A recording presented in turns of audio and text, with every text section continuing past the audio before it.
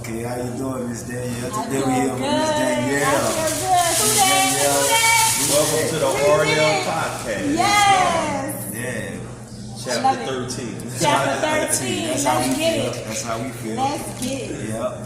I'm gonna introduce y'all to Miss Danyel Nicole. Yep. Today's guest is part of the Biz New Orleans 2023 Women to Watch. She's a founder and CEO of Crown Me Foundation. So, Ms. Danyel, tell us a little bit about Crown Me Foundation. So Crown Me Foundation is an official 501c3. It is a nonprofit set to educate women and girls about healthy relationships, how to avoid toxic ones, how to retrain toxic upbringings, so that you can attract the right partner and avoid domestic abuse relationships. So we're trying to prevent our girls from getting to the domestic abuse hotline. We know that there are a lot of resources on the side of abuse, but there is no preventative care. So we want to provide that care for our women and girls. Okay, so what got you started with it? Like, give us a little history, a little background. Just give a little background. That's Just a little loaded background. question. That's yeah. So I got started primarily because I ended up in this type of relationship for 15 years. Okay. I was the girl with the checklist that wanted to do everything right. Yeah. And so I did my best to do everything right with the education that I had. And so I think they were very intentional about the schools that we attend, the colleges we attend, the networks we become a part of, the majors that we pursue, but we do not have the education that we need to vet potential partners. And with the lack of education and the lack of knowledge, we end up in situations that really do us more harm than good. And so in 2018, when I found my whole world crumbling because I was not with the right partner, I had to figure out how can I rebuild my life.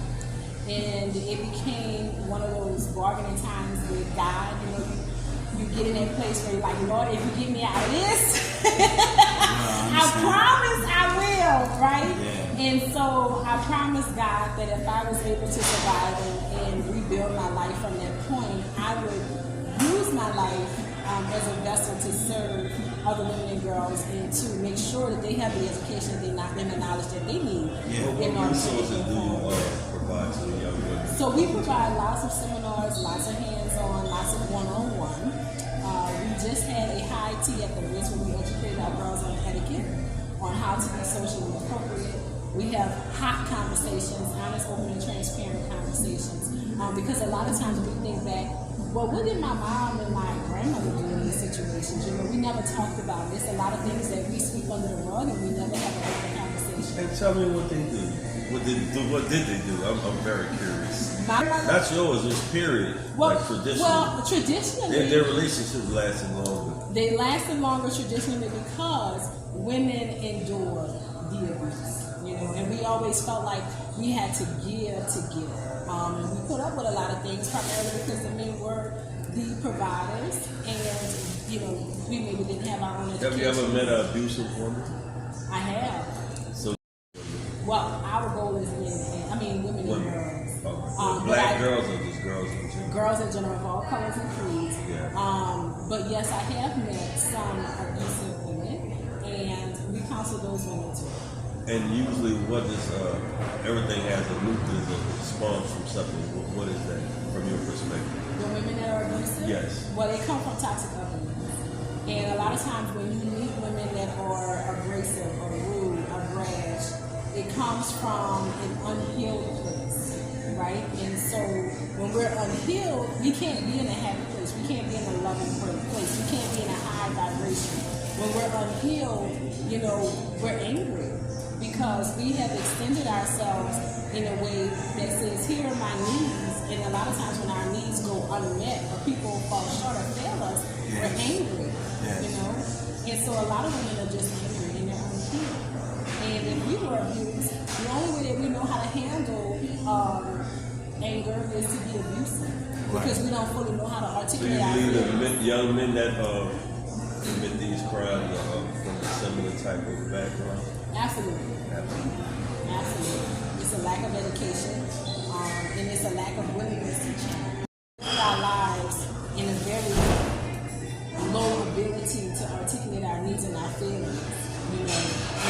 had the opportunity to say how we really feel, it's very hard to bring into a relationship.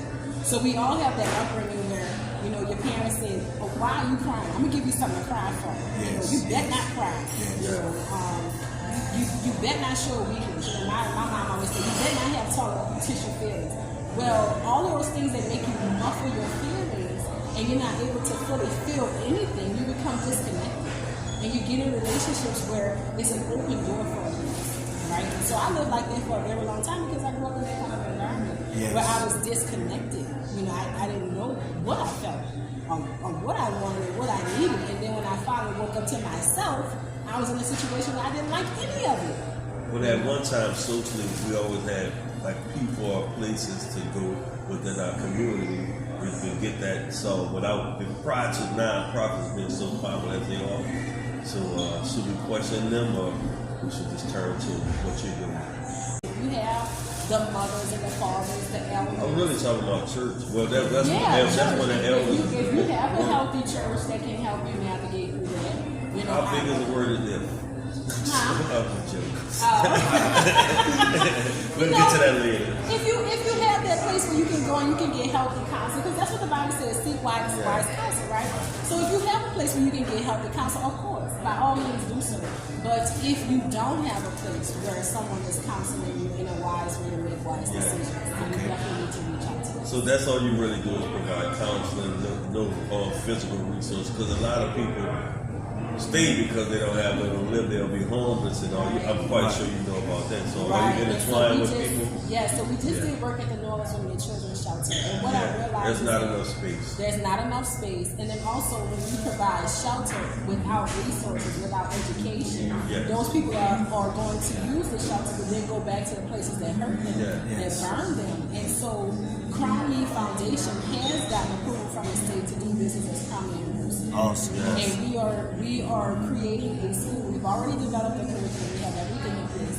We're creating a school to educate women and girls emotionally, socially, and behaviorally, right? So that we don't return to those environments anymore. We outgrow those environments, and those environments no longer feel good to us. What made you do that? I know you told me about your history.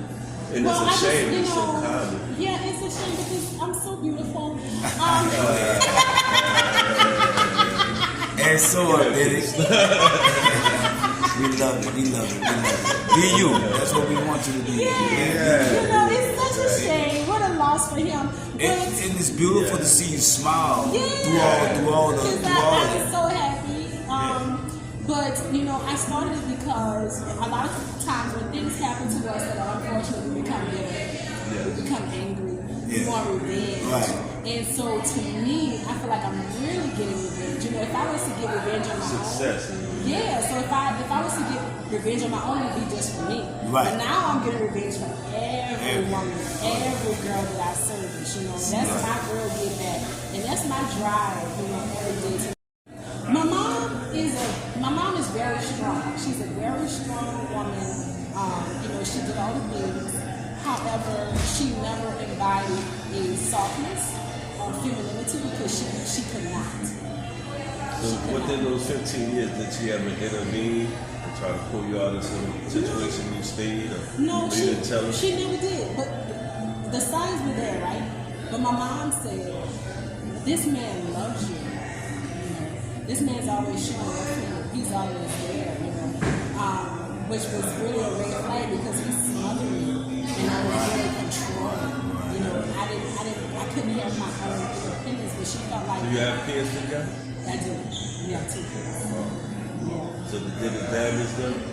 Did they ever witness it? No, my boys. I think they did not witness. They didn't witness it to the magnitude that they could have.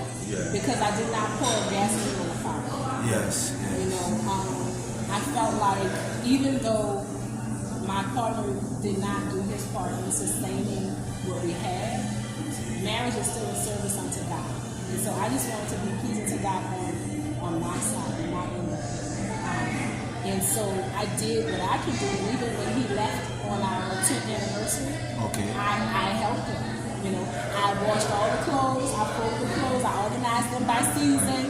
And I made sure that I just wasn't pitching things out the one window or setting the car on fire like the one Peace, on peace. You gotta Yeah, give it peace. was complete peace. Peace. And so my kids saw how strong I was and how mature I handled the situation.